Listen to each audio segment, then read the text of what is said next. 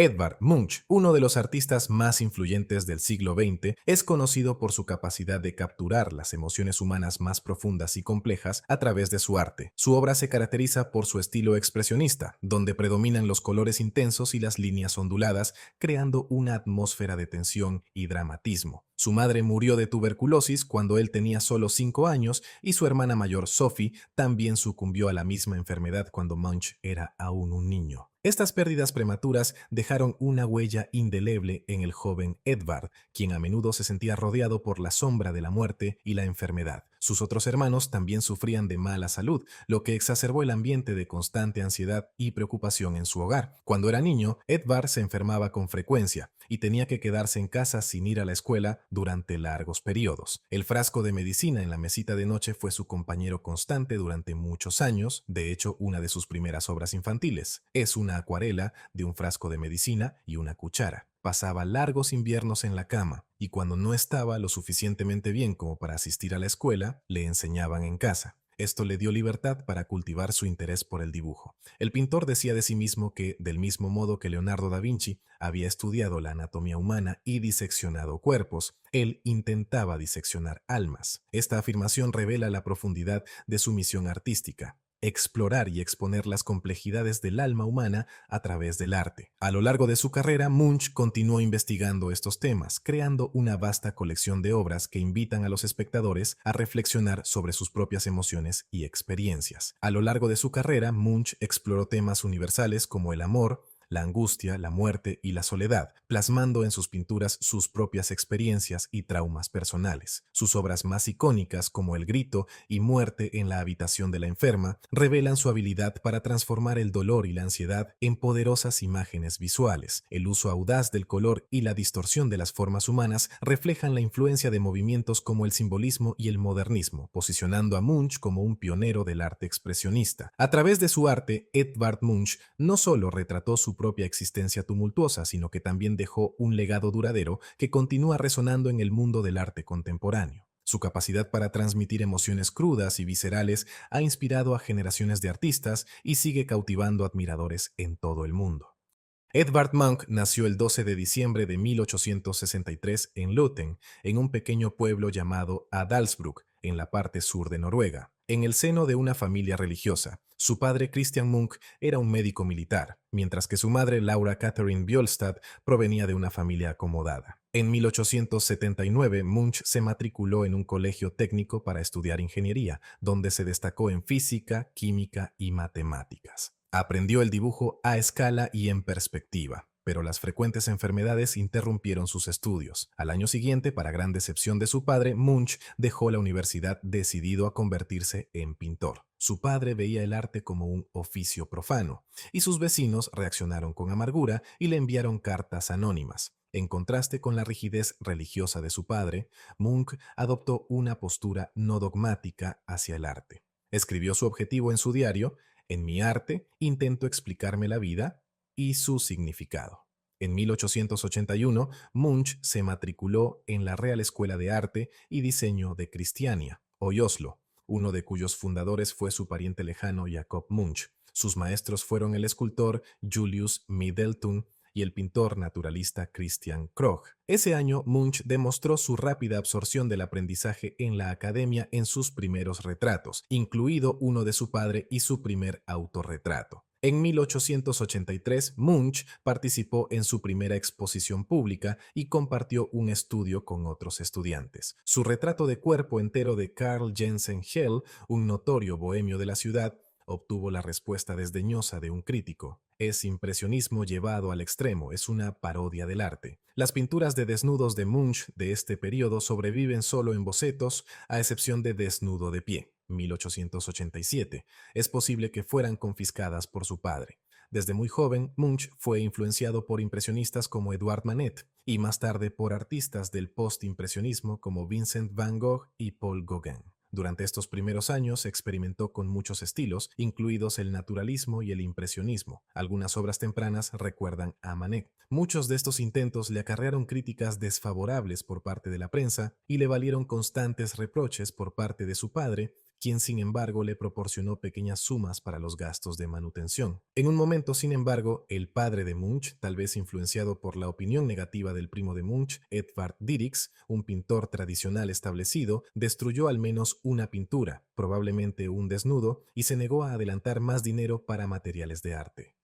En 1885 hizo el primero de sus numerosos viajes a París, donde conoció los movimientos pictóricos más avanzados y se sintió especialmente atraído por el arte de Gauguin. Imaginemos a Munch llegando a París como un chico de pueblo impresionado por todo. Está fascinado por el impresionismo, pero no lo copia directamente. Más bien absorbe la luz vibrante y el interés por la vida moderna, pero mantiene aún su propio estilo más oscuro. Es como si el impresionismo le diera una paleta más brillante para sus emociones ya intensas. Este periodo es más experimental, busca su camino. Visita allí el Salón de París y el Louvre, que le impresionó notablemente. Ese mismo año participó en la Feria Mundial de Amberes. Tras una primera influencia de la pintura impresionista y postimpresionista, comienza a pintar tres de sus obras capitales: El día siguiente, Pubertad y La niña enferma, la cual causa un escándalo en la exposición de otoño de Oslo en el año 1886. Munch regresó a París durante las celebraciones de la Exposición Universal de 1889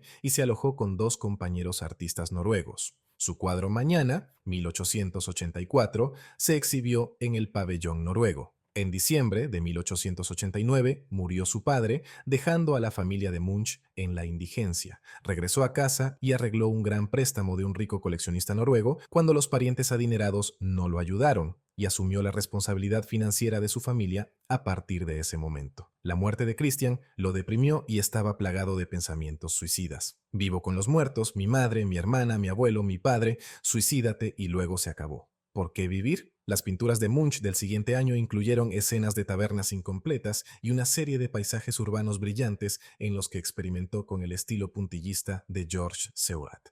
Después de numerosos experimentos, Munch llegó a la conclusión de que el lenguaje impresionista no le permitía plasmar en sus obras los conflictos existenciales. Lo encontró superficial y demasiado parecido a la experimentación científica. Sintió la necesidad de profundizar y explorar situaciones llenas de contenido emocional y energía expresiva, bajo el mandato de Jäger, quien le dijo que Munch debería escribir su vida, lo que significaba que debía explorar su propio estado emocional y psicológico. El joven artista comenzó un periodo de reflexión y autoexamen, registrando sus pensamientos en su diario del alma. Esta perspectiva más profunda lo ayudó a adoptar una nueva visión de su arte. Escribió que su pintura La niña enferma, 1886, basada en la muerte de su hermana, fue su primera pintura del alma, su primera ruptura con el impresionismo. La pintura recibió una respuesta negativa de los críticos y de su familia y provocó otro estallido violento de indignación moral por parte de la comunidad. En 1890, la influencia del postimpresionismo en sus obras fue muy notoria. Ese mismo año recibió su segunda beca estatal. Un año más tarde comenzó a desarrollar los motivos del friso de la vida, ciclo pictórico que incluye muchas de sus obras más conocidas y que en su conjunto pretenden ofrecer una visión unitaria de la vida, donde se plasman ampliamente sus memorias personales, incluyendo la devastadora pérdida de su madre, Laura Munch, y de su hermana favorita, Sophie. A lo largo de su vida realizó retratos tanto de forma informal de miembros de su familia como de sus amantes y amigos, como también por encargo privado. A nivel personal, su trabajo en este género abarcó los primeros retratos de su querida hermana Inger, especialmente, y los retratos de los bohemios de Cristianía, Hans Schäger y Christian Kroch. En Berlín volvió a pintar a personas de su círculo como Marcel Archinard. Pero también hubo retratos oficiales como el del banquero y mecenas alemán Walter Rathenau y el Dr. Linde, el especialista médico que se hizo amigo suyo y que le encargó una versión de El friso de la vida para el estudio de sus hijos. Edvard Munch tuvo una estancia significativa en Alemania durante la década de 1890 que marcó un punto crucial en su desarrollo artístico. Durante este periodo residió principalmente en Berlín, donde se sumergió en el vibrante ambiente artístico de la ciudad. En 1892, Munch formuló su estética sintetista característica y original, como se ve en Melancolía de 1881, en la que el color es un elemento cargado de símbolos. Considerada como la primera pintura simbolista de un artista noruego, Melancolía fue expuesta ese mismo año en la exposición de otoño de Oslo. Edvard Munch sería clasificado como simbolista y como representante temprano del expresionismo, que sería la tendencia artística predominante en la primera mitad del siglo XX. Desde muy joven buscaba expresar sus experiencias emocionales en el arte, así representó la ruptura con el predominante enfoque del naturalismo en lo externo y objetivo. Se anticipó al cambio que inundaría la década del 90 hacia lo subjetivo y lo psicológico. La temática existencial como la angustia, la muerte, el amor, los celos y la melancolía se volvieron fundamentales en su obra. En 1892 organizó una exposición en Berlín que, aunque inicialmente fue recibida con controversia y críticas, terminó siendo un evento decisivo en su carrera. La exposición, conocida como el Asunto Munch, fue cerrada prematuramente debido a la reacción negativa del público y la prensa. Sin embargo, este incidente atrajo la atención de la comunidad artística y consolidó su reputación como un innovador audaz. La estancia de Munch en Alemania también le permitió interactuar con otros artistas y movimientos vanguardistas de la época. Se unió al grupo de la Secesión de Berlín, donde sus obras fueron finalmente apreciadas y celebradas. Este entorno estimulante y el reconocimiento que recibió en Alemania influyeron profundamente en su estilo y técnica, llevándolo a desarrollar su característico enfoque expresionista. Durante su tiempo en Alemania, creó algunas de sus obras más icónicas, incluyendo versiones tempranas de El Grito y La Madonna. Estas obras reflejan su exploración de temas como la ansiedad, la muerte y la alienación, y son testimonio de la profunda influencia que su estancia en Alemania tuvo en su arte. Edvard Munch se referiría a la que es hoy su obra más icónica, El Grito, en estos términos: Iba por la calle con dos amigos cuando el sol se puso. De repente, el cielo se tornó rojo sangre y percibí un estremecimiento de tristeza, un dolor desgarrador en el pecho. Me detuve, me apoyé en la barandilla, preso de una fatiga mortal. Lenguas de fuego como sangre cubrían el fiordo negro y azulado y la ciudad. Mis amigos siguieron andando y yo me quedé allí, temblando de miedo. Y oí que un grito interminable atravesaba la naturaleza.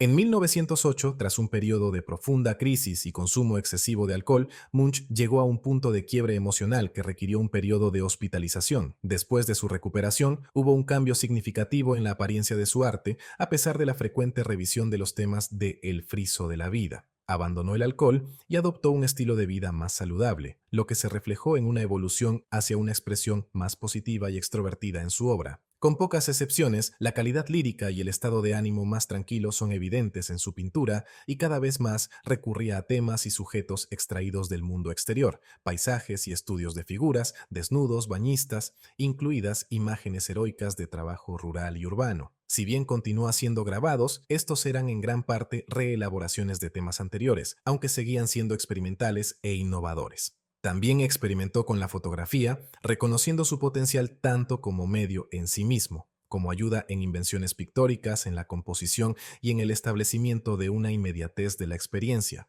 un sentido de modernidad. Exploró el autorretrato fotográfico, pero también utilizó fotografías como un simple registro de una figura o figuras para ser utilizadas en composiciones posteriores. Después de su regreso permanente a Noruega en 1909, los estados de ánimo y las estaciones de su entorno atrajeron cada vez más su atención. Estos también pueden entenderse dentro del marco de El friso de la vida, ya que en la indiferencia despiadada de la naturaleza y la severidad del invierno, en la dramática erupción de la tierra helada cada primavera y el ascenso de la oscuridad hasta la plenitud del verano, el ciclo de la vida y la muerte está constantemente presente. Las estaciones están impresas indeleblemente en la psique humana y se equiparan con la experiencia interior. En los extremos de las tierras nórdicas, la naturaleza y la experiencia humana son inseparables. Durante este periodo, Munch recibió importantes encargos como los murales para la Universidad de Oslo, en los que trabajó entre 1909 y 1916. Estas obras, que incluyen la monumental pintura El Sol, marcaron su aceptación tardía en Noruega y consolidaron su importancia en el panorama artístico del país. La invasión alemana de Noruega, en 1940, tuvo un impacto significativo en Munch. Aunque sus obras fueron prohibidas en la Europa ocupada por los nazis, la mayoría de ellas sobrevivieron a la Segunda Guerra Mundial. Munch, que vivía en su propiedad de Ekeli, cerca de Oslo, continuó trabajando en paz y privacidad durante estos años. En 1940, Munch decidió donar todas las obras que aún poseía a la ciudad de Oslo. Esta donación incluyó cerca de 1.150 pinturas, 7.700 dibujos y acuarelas, 18.000 grabados y 13 esculturas, además de numerosos objetos personales y herramientas de arte. Esta generosa donación se convirtió en la base del Museo Munch, que se inauguró en 1963 y alberga una de las colecciones más grandes del mundo de obras de un solo artista. Munch falleció el 23 de enero de 1944 en Ekeli, dejando un legado artístico que sigue siendo una fuente de inspiración y estudio. Su capacidad para plasmar las emociones humanas más profundas y su evolución constante como artista lo consolidan como una figura central en la historia del arte.